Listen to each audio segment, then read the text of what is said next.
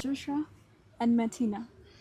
We have all competed at some point in our lives.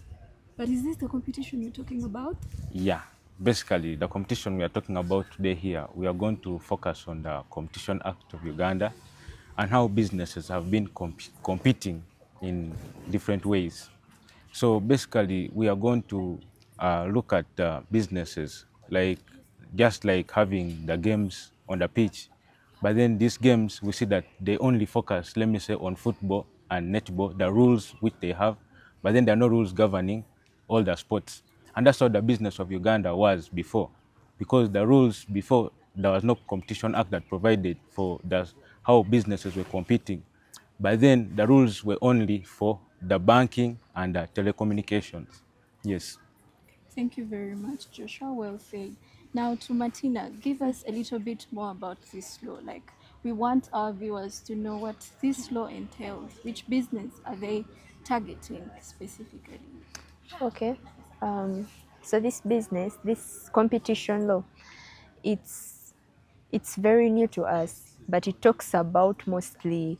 It caters for every business. It caters for from the small to the big business, and in my opinion, I think it does cater a lot for the small businesses. It gives them a chance to grow because as the world keeps going on, even businesses are like coming up, new businesses, new business ideas. So it gives a chance to small businesses to grow. So this is done firstly in this Competition Act, firstly of 2023. Firstly, they provide there's a provision against cartels. Now cartels are like, for example, where these big businesses come, there may be like three in an area, they come together, they decide to sell at the same price. So this, you can see that this is advantageous, right? Because generally competition is supposed to be there in business. You don't expect businesses to grow without competition. So when they do such a thing, people run out of choices. The market becomes dull, there's no competition, and we all know that competition is imperative. It enables people to use new tactics, they gain new skills, increment of production in the country. So this act comes to stop that, so that competition will be there. Different businesses sell at different prices, so that it encourages businesses and it widens people's choices. So besides cartels, it also tries to regulate killer acquisitions, where these big businesses come and pretend to merge with a smaller one. Instead, they swallow it up. They throw away their products, they don't sell them, they don't give them to the people. So as you can see here, now the small business is non-existent, but the big one has continued to prosper because it doesn't want that kind of competition. So it comes in to stop those kinds of things, and even abuse of dominance. There can be abuse of dominance, most especially by generally the most grown businesses. An example of abuse of dominance can be, for example, a playground, and there is this big child. There are kids selling juice, they are selling sweets, biscuits, and this one big child comes and he says, I am the one selling biscuits. If you don't buy from me, you don't get any. And he's selling at his own price. That's abuse of dominance. Having the power to be the biggest business but misusing it. So it comes in to do that, to regulate that kind of abuse, to ensure that there's fair competition for business to grow in the country. That's what the Competition Act is there Thank you, for. Martina. Well said. Do we see any loopholes, any concerns with this law? Do you think it's practical given the economy of Uganda? Yeah, in regards to Uganda, this law is practical because when you look at Uganda, before the law was not there.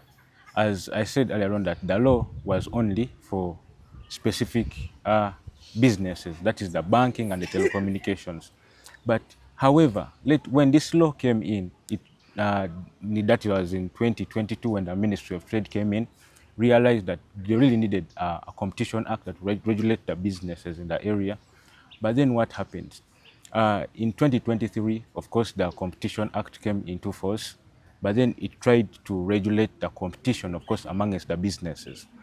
So we see that even just like as Martina said, even the smaller businesses are now given the opportunity to compete with the bigger businesses. Now, she talked about the dominance. Now, dominance, remember, in Uganda, we have MTN and Airtel. Now, MTN and Airtel, we know they are the dominant companies in mobile money. So then again, takes us back. There was Easy Mobile Money that tried to come up. Then MTN uh, had to suppress Easy Mobile Money because by then it was the dominant mobile money transaction user. So we see that MTN was charged not under the Competition Act because the Competition Act never existed before. There was a Telecommunication Act that was used in order to charge MTN for such acts of oppressing the Easy Mobile Money. So we see that when the more this act comes into force, it is the businesses are regulated. Now, Martin again talked about killer acquisitions.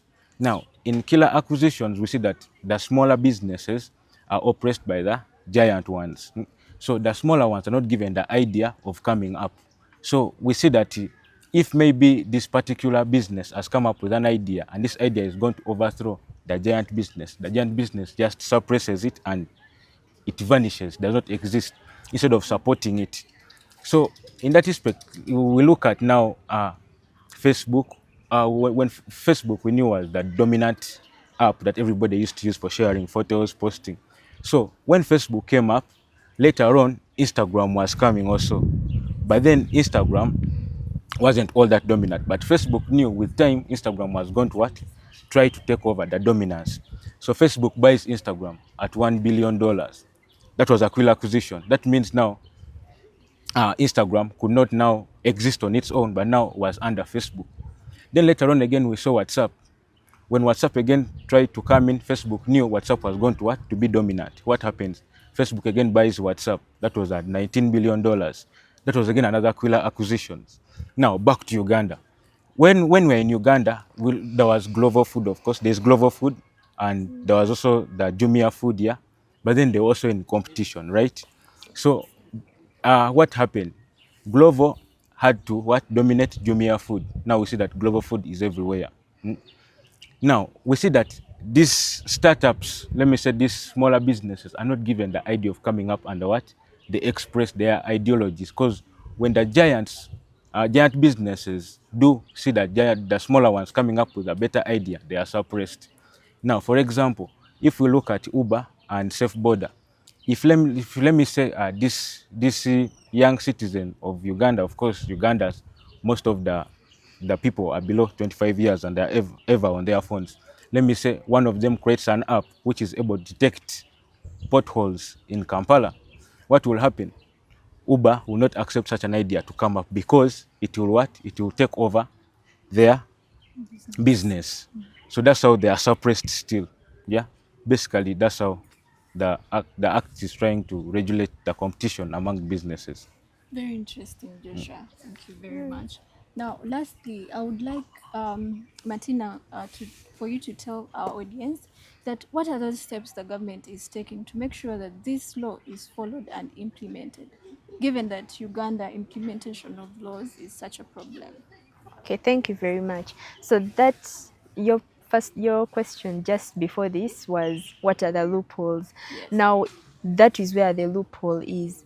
When we look back at, for example, European countries, let me give an example of before we even go to Europe, let's go to South Africa.